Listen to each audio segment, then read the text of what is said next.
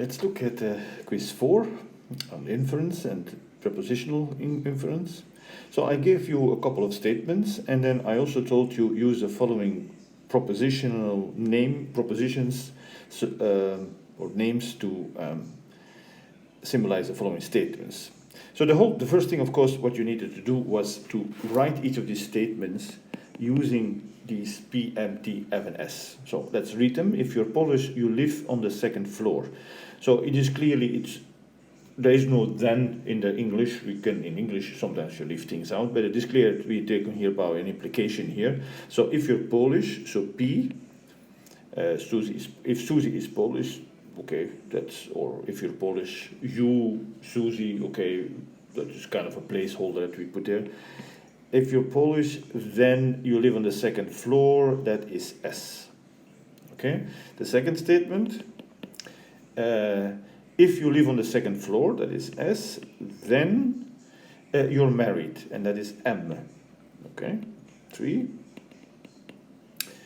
If you're single and not Polish, so be careful now, we have an and here and some negation. So if you're single, that is, what is that? There seems to be no predicate thing, single, but of course, we know that's the negation of married, right? So if you're not married, and if you're single and not Polish and not P, then, what is it? Then you live in the studio, and the studio, that is F. Okay, and then the last statement is if you're tall, then you don't live in the studio. That is T. Then you don't live in the studio, so not F. Okay, so these are the statements that we know to be true about this Susie's apartment building. And so what we know now?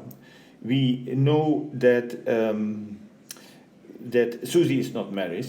So given Susie is not married, so not M, to show that she is not tall, so not T. Okay, so just reading this very quickly, it's not immediately clear how you get from not married to come not tall. Now, as I said, you can try to do this in regular English and give arguments for why this should be, but the whole point is to do this formally, and I only accept a formal answer like this. So let's see what we want. It's always thinking backwards a bit, right? We want T, or rather not T. Now there's only one statement that talks about T, the fourth one.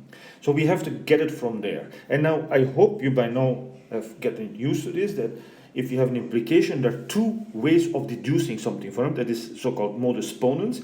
If you know the hypothesis, then you may conclude the conclusion, or that modus tollens, if you know that the conclusion that we point here, if the conclusion is false, then the hypothesis must be false. So clearly we need the second one, right? We want to apply to this.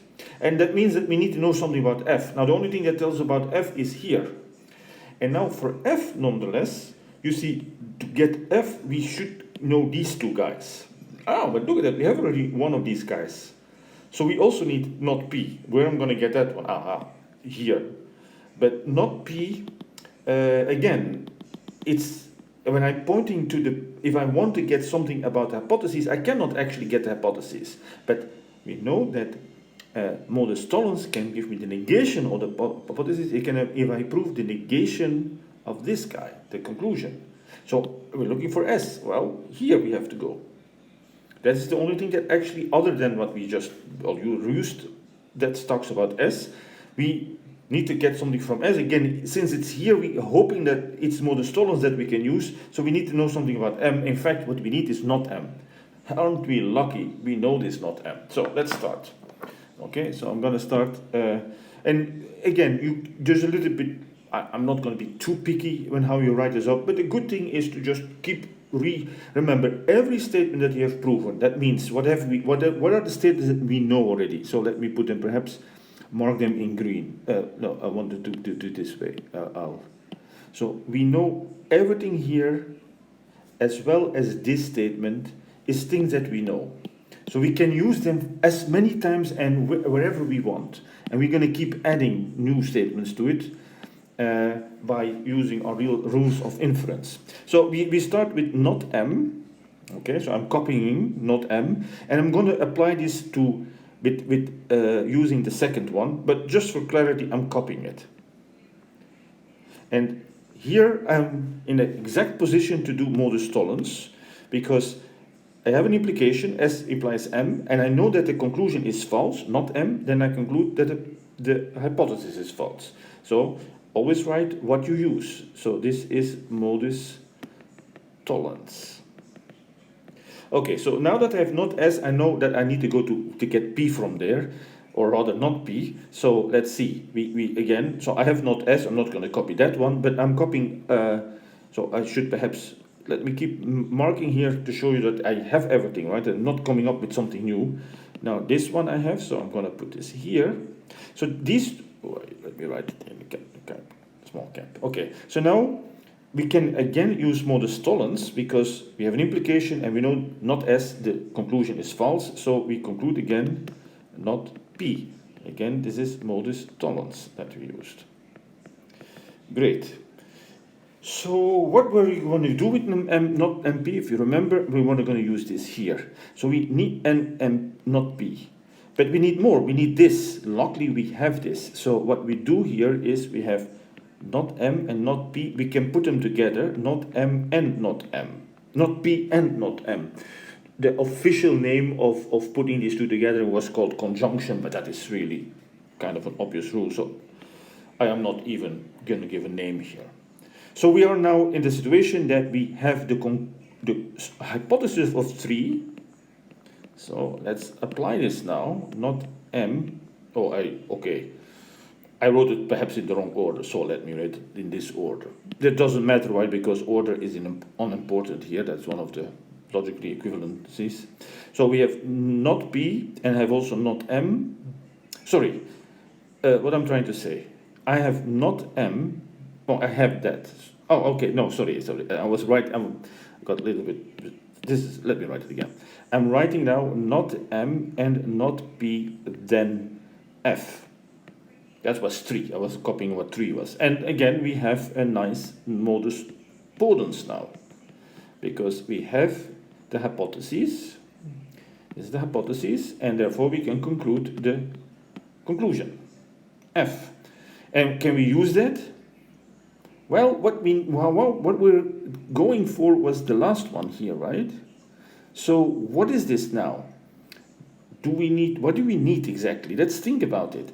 If we want to do modus tollens on this, because we want to get to this guy, well, in fact, we want the negation of this thing, so that's why we're thinking of doing modus tollens on this one. So we need the negation of this. What's the negation of not F? Well, F. So we do have that. So if you want, you could say F is logically equivalent to not F. So it's a negation of, and we have also T, then not F, that is 4. So by modus tollens again, you could conclude, or you can conclude, or you not T. And this is exactly what we wanted, right? So this is what we wanted. We always have to keep an eye on the price, as we say.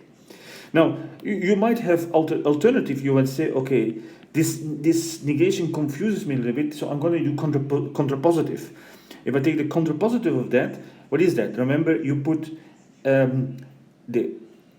so let me write this out. So this is logically equivalent, I'm writing, okay, with not Q, then not P. So the order switches, but you negate both. So the order switches, so now comes the not F, then not T. But not F, of course, is F, then not T. And so this we could now, in alternatively, we would have said, okay, we know F, right? Here, at this point, we know F. So we could put F here, F together, and then we could use modus tollens to deduce not T. I have mentioned this many times. There are different ways of solving a problem like this, and as long as you're using rules of inference, it's fine. What you definitely should not do is just blindly trying to get stuff, because then you might get in a circular reasonings or get stuck or something like that. So try to always be as economical as possible. Okay, so that was the quiz.